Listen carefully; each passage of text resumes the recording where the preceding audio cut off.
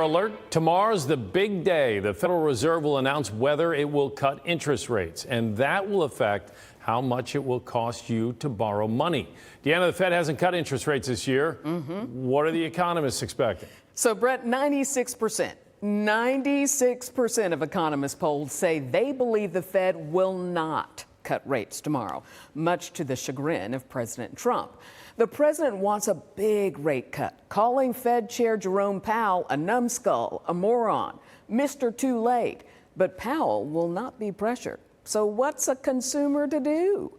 Here's some advice from a financial expert.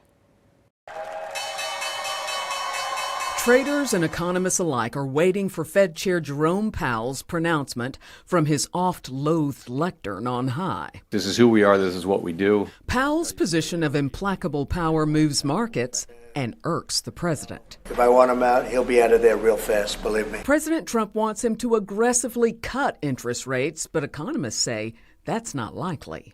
We're not going to see an interest rate cut at this point. There's really nothing in the economy that's screaming for a rate cut right now. Unemployment's low. It's at 4.1%. Inflation still higher than desired, still closer to 3% rather than the goal of 2%. And that's why the Fed raised interest rates in the first place, to cool inflation that spiked to 9% the summer of 2022. Another reason he thinks Powell will hold the line on rates? Tariffs. Tariffs are highly likely to generate at least a temporary rise in inflation. And all this tariff talk has created lots of consumer confusion as we all wait for the next proverbial shoe to drop. So do you expect that shoe to be a steel-toe boot or a flip-flop or something in between? The worst case scenarios have greatly diminished in likelihood, if not been ruled out entirely.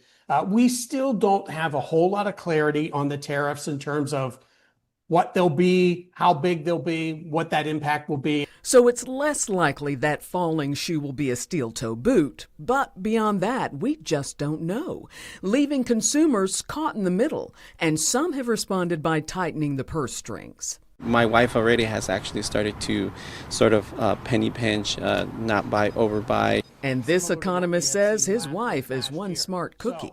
It's a good time to be a saver, not a good time to be a borrower. Lean into that. Pay down debt, boost savings. That way you're better positioned to weather whatever the economy may throw at us.